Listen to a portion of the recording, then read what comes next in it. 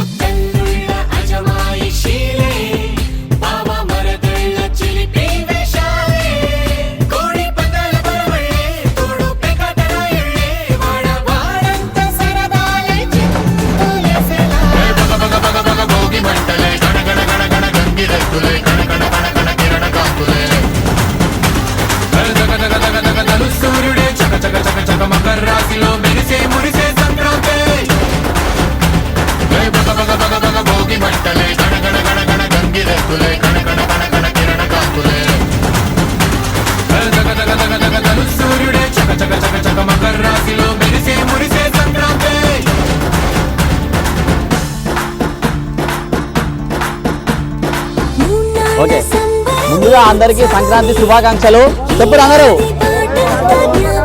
యాక్చువల్గా ఇప్పుడు ఎడ్ల బండ్లు ఏంటి అంటే మన రైతులందరికీ ఇవి మనకు ఒక తల్లిదండ్రుల లెక్క, మన కొడుకుల లెక్క.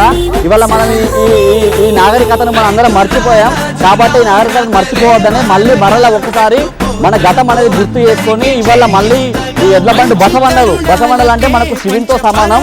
ఇది లేకుంటే రైతు అనేటోడు లేడు. ఖచ్చితంగా ప్రతి ఒక్కరు ప్రతి పండగకి అంటే సంక్రాంతి పండుగ రోజున ఖచ్చితంగా ఎడ్ల బండ్లకు అలంకరణ చేసి ఎడ్లను మంచిగా స్నానం చేసి శుభ్రంగా ఒకసారి మన సొంత కొడుకుల లెక్కనైతే మనం ఎడ్లను చూసుకోవాలి. ఇక్కడ చూశారు కదా మీరు ఆ పందిరి కింద ఎడ్లు ఉన్నారు. ఎడ్లే మనకు జీవన. ఎడ్లు లేకుంటే రైతు అనేటోడు బతకలేడు. ఒకప్పుడు మనకి ఇప్పుడు మిషన్లు వచ్చినాయి, ఒకప్పుడు ఎడ్లే. ఇప్పుడు మా తాత అక్కడ ముందటున్నాడు, ఆయన పెద్ద రైతు. ఒకసారి చెప్పు తాత అక్కడ విషయం ఏందనేది వీడియోలో చెప్పు.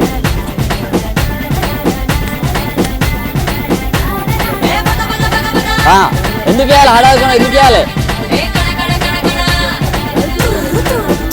ప్రతి పండగకి ఇప్పుడు పొలాలలో మనకు జరిగేది ఏంటంటే ఇప్పుడు సంక్రాంతికి అందరూ నాట్లు వేసుకుని రెడీ ఉంటారు కాబట్టి రైతుకు ఇబ్బంది కలగకుండా మనందరం రైతులందరం కలిసిమెలిసి ఉంటే ఎక్కడికైనా సిద్ధంగా ఉండొచ్చు. ఇలా మనం రాష్ట్రాలను ఏలాలన్నా దేశాన్ని ఏలాలన్నా కేవలం ఒక రైతే రాజు కావాలనేది మన సిద్ధాంతం. ప్రతి ఒక్కరు కూడా రైతే రాజు కావాలని కోరుకొని రైతులందరికీ నేను హృదయపూర్వకంగా సంక్రాంతి శుభాకాంక్షలు చెప్తున్నా. జై.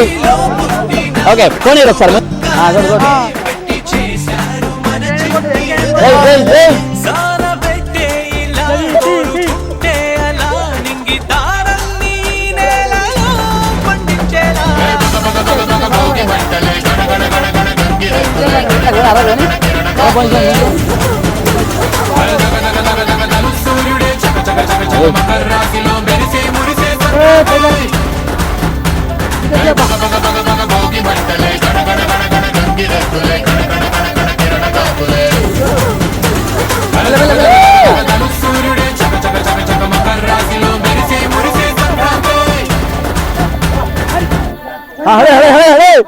చలో చలో మెల్ల పని సీరియల్ రావాలి.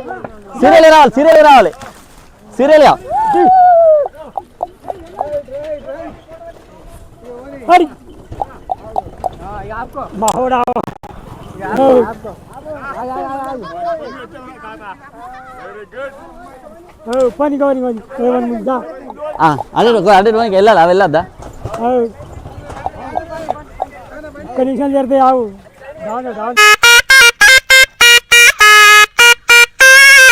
ఓకే ఇప్పుడైతే మనం చూసాం కదా గానం అయితే ఇప్పుడు చాలా బాగుంది.